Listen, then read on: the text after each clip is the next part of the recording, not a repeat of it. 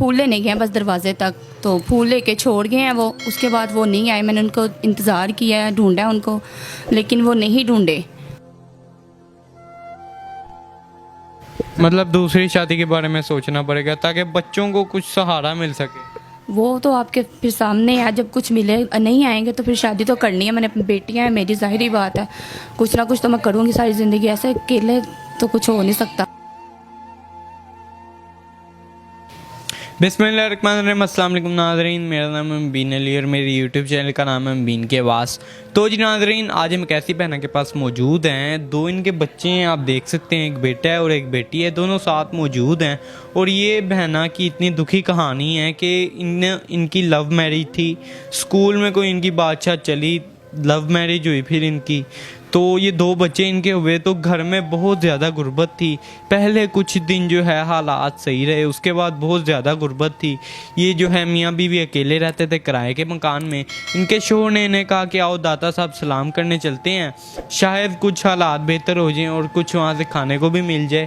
تو یہ اپنے شوہر کے ساتھ چلی گئیں۔ تب یہ لوگ بہت غربت سے تنگ تھے، تو ان کے شوہر وہاں پر پھول لینے گئے، تو جیسے پھول لینے گئے ہیں وہ وہاں سے غائب ہو گئے۔ تو 2 گھنٹے انہوں نے ان کا انتظار کیا، اس کے بعد یہ اٹھ کے انہوں نے دیکھا، 1-2 دن انہوں نے بتایا کہ میں وہاں رہی، وہاں سے میں نے اپنے بچوں کے لیے جو کھانا کھانا تھا ہم نے وہاں سے کھایا، دن رات وہاں گزارا۔ ہم نے سوچا کہ شاید آ جائے، لیکن نہیں آیا۔ اس کے بعد یہ اپنے مکان واپس گئی۔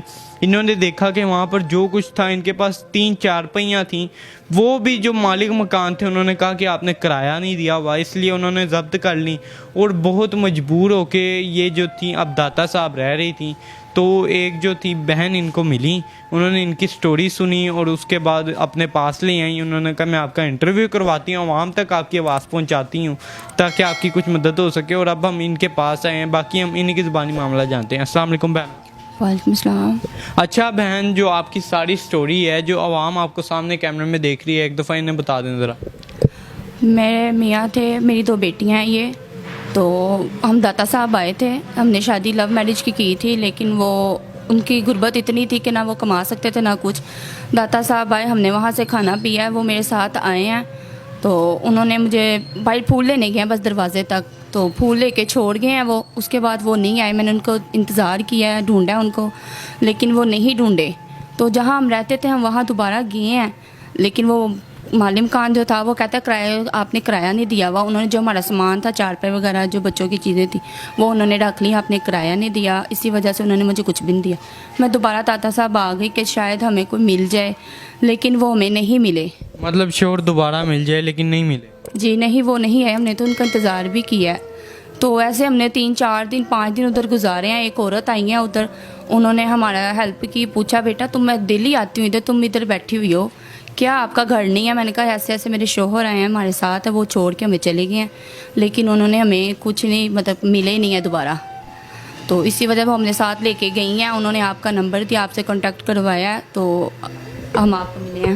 اچھا آپ مجھے یہ بتائیں، جو آپ کے شوہر کے گھر والے تھے وہ کہاں ہیں، آپ کے سسرال والے؟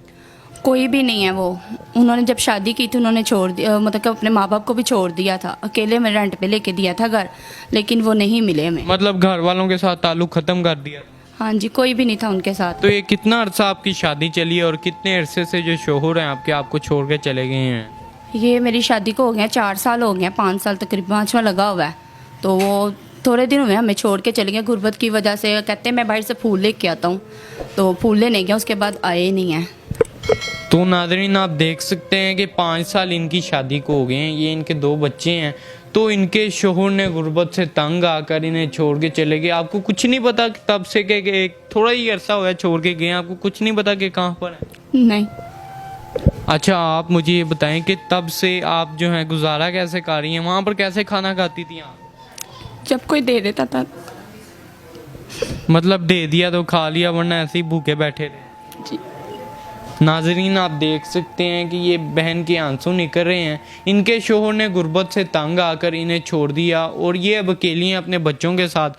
किसी बहन ने इनको हमारा नंबर दिया है, इनको अपने घर लेके आए जिस घर में इस वक्त हम मौजूद हैं, और अब इनकी आवाज़ आप तक पहुंच रही है ताकि आप इनकी ज़्यादा से ज़्यादा मदद कर सकते हैं।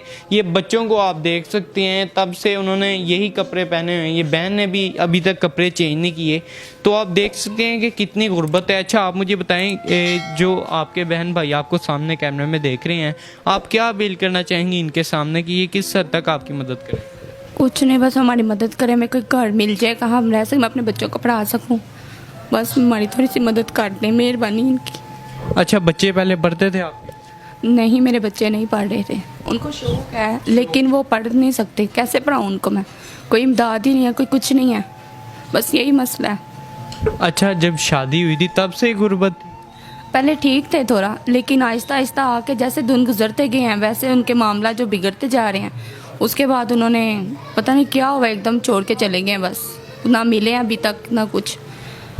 तो जी नाज़रीन, आपने इनकी स्टोरी इन्हीं की ज़ुबानी जानी, तो बहुत परेशान है ये, अब आप लोगों ने इनकी मदद करनी, नीचे इनका नंबर शो हो रहा होगा, डायरेक्ट आप इनसे रब्ता करें और डायरेक्ट जो भी आपने बात करनी है इनकी बात करें और इनकी ज़्यादा से ज़्यादा आपने मदद करनी है। अच्छा, आप मुझे बताएं कि आप अब उनका वेट करेंगी या अपने बच्चों के लिए दूसरा सहारा ढूंढेंगी? अभी तो उनका वेट है, अगर ना आए ला तो दात मर्जी है, तो फिर मुझे कुछ ना करना पड़ेगा। मतलब दूसरी शादी के बारे में सोचना पड़ेगा ताकि बच्चों को कुछ सहारा मिल सके। वो तो आपके फिर सामने है, जब कुछ मिले नहीं आएंगे तो फिर शादी तो करनी है, मैंने अपनी बेटियां हैं, मेरी ज़ाहिरी बात है, कुछ ना कुछ तो मैं करूँगी सारी ज़िंदगी, ऐसे अकेले तो कुछ हो नहीं सकता।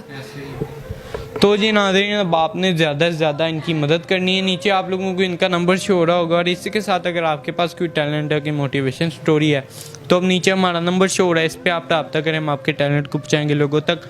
और जाते जाते मैं दोबारा से आपसे ये अपील करना चाहूँगा कि ज़्यादा से ज़्यादा इनकी मदद करें। नाज़रीन, ये बच्ची से कुछ बात करते हैं। अच्छा बेटा, आप मुझे बताओ कि पापा की याद आती है आपको? जी आपको आप पढ़ने का दिल चाहता है, पढ़ने का शौक है आपको? जी तो आपकी मम्मा नहीं पढ़ा सकती?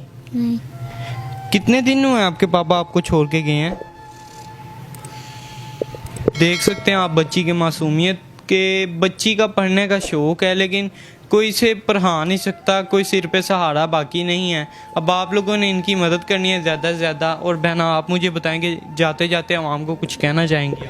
कुछ नहीं, उनके आगे मेरे हाथ जुड़े, उनकी मेहरबानी है कि मेरे साथ ताउन करें और मेरे बच्चे पढ़ सके, मैं अपने घर में रहूं अपने बच्चों के साथ, बस। तो जी नाज़रीन, इनकी बस यही अपील है कि आप लोग इनकी मदद करें ताकि ये जो है अपना गुजारा बेहतर तरीके से कर सकें। ये एक छत चाहती हैं, चाहे किराए का घर हो, ये जो है अपना गुजारा करती रहें और अपने बच्चों को पढ़ा सकें, अच्छी तालीम दे सकें। इसी के साथ मुझे बहनों को और इन बच्चों को दीजिए इजाज़त, इस उम्मीद के साथ कि इनकी हेल्प होगी। आप सब मिलेंगे इंशाल्लाह नेक्स्ट वीडियो में। अल्लाह हाफिज़।